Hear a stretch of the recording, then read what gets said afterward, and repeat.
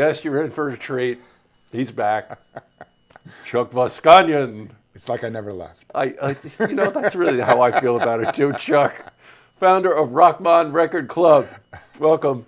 Hey, Jesse. Very nice to have you here. Always good to be here. So when he's here, and we're going to be talking music, and we're going to try to fit it in. As a matter of fact, this one we're not going to fit in because we can sum up how complicated this Rochmon is with one word.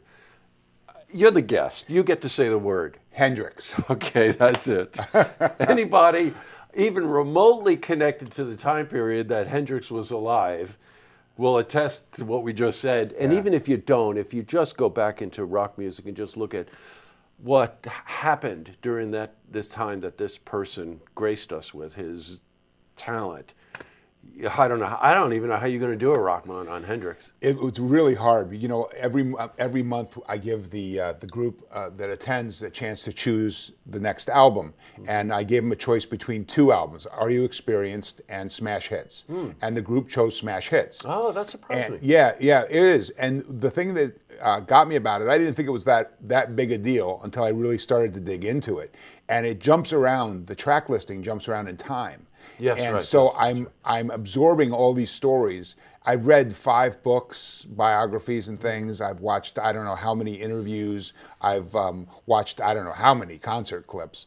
And there's so much disagreement about some of the things that happened exactly at the same time. You know, so it's crazy the perspective of things. Even books that are considered definitive. Roomful of Mirrors is one of the great biographies. That's the one everybody knows, and it's the one that everybody, even other biographers, say, well, this is actually the best biography there is of Hendrix.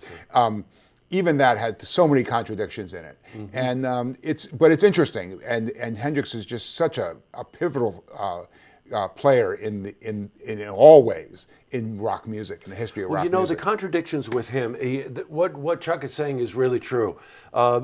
People's memories now, there's actually a humorous one with Cheech and Chong, right? Yeah. We'll talk about that. But even his connection to drugs is, you'll hear one version that he was a complete drug addict, or it was heroin that took him out. You'll hear someone else will say it was hallucinogenics that were really driving his passion and his fuel. And then, how did he die? He died of asphyxiation. Asphyxiated on his own vomit. There you go. Another one of those deals. Yeah. But exactly. Talk about the Cheech and Chong one, because that's funny. Well, this is one of those stories where there's a contradiction. There's smoke in the room. There's smoke in the room somewhere. And Tommy Chong is a guitar player. He started off life as a guitar player, playing in Vancouver, Canada, with a band, not very cleverly named, called the Vancouvers. And the story was that Hendrix had gone to Vancouver, was living in Vancouver, and played in the Vancouvers with Tommy Chong. I read in Roomful of Mirrors, again, the definitive biography, Tommy Chong's quote that the first time he met Hendrix was playing in London. Those two things don't add up. They don't add up, that's right. And as you point out, well, it's Cheech and Chong. It's Cheech and Chong. You can't necessarily trust Tommy Chong's memory. We'll just say there was some smoke in the room at the time, probably. Exactly. These exposés that you're doing and these in-depth kind of explorations on the artists you're doing, I've been to every Rochmon. They're brilliantly put together, well thought out. Chuck, you do an amazing job with these things. But the Hendrix one, for some reason, just has this sense of anarchy about it. Yeah. You know what I mean? Well, because he broke everything. He broke everything and then put it back together. When you listen to Clapton and Beck and Alvin Lee, the British guitar players, they are taking American blues and they're recasting it in a British way. You hear the influences in their music. You can hear it. With Hendrix, he took all those influences and he didn't replay them. He just reinvented them. Yes, right. He changed everything. You don't hear the influences of B.B. King and Albert King in Hendrix's playing, because Hendrix did something completely different, completely new and fresh, and he really worried a lot of those guys. But in Britain, they didn't hold him apart. They took him in.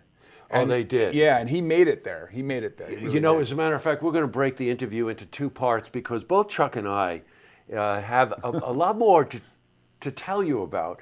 in terms of Hendrix and his connection to the British music scene. Yeah. And so we're going to do that in part 2. Okay, cool. But what I'd like to do is just, still while we're talking about this, and you're talking about the youth culture at the time. Yeah. Right? That the Beatles, the youth culture had taken over. And the Beatles are, you know, All You Need Is Love. And the Rolling Stones are kind of figuring out what kind of hedonistic thing they were going to do next, right? But here comes Hendrix. And if you look at the footage from Monterey Pop, Yeah. for instance, Unbelievable. it scares you. Yeah. What happened? Well, you know, he was looking for a way to visually, he's a very visual guy. Obviously, his style was a big piece of what Hendrix was all about. And he was 5'11". He wore heels. He had his big afro. He was an imposing figure on the street. And then he wore all these crazy outfits and crazy costumes and things, which he got from vintage stores in right. London, which is another interesting story. And but Monterey, he went up there and the sacrificing the guitar, he had done it a few times, but he hadn't done it in the United States. It was the first time.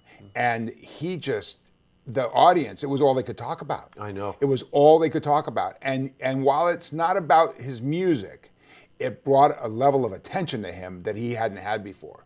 And the reason he was on Monterey is because Paul McCartney told the organizers, That's you got to put this guy on the bill. If you don't put this guy on the bill, I'm not helping you. That's right. That's right. And true story. Yeah, true story. Yeah. It is. And so a lot of this stuff, you know, Hendrix he defies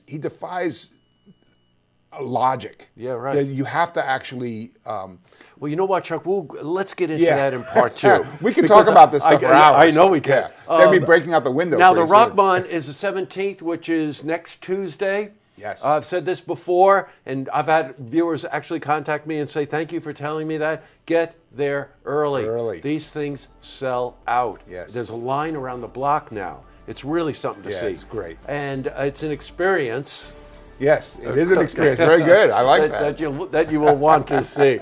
Well, Chuck, thanks for coming in. Stay right where Jesse, you are because we're going to do a part 2. I appreciate that. Thank you. And just a reminder again, Rochmon Record Club, Caffe Lena, right here in Saratoga, Tuesday the 17th. Get there 6 o'clock. Yeah. 6:30. It starts at 7. Get there early. You're going to want to get a seat. And it's Hendrix. Yeah. Yo, baby. Jimmy. I know.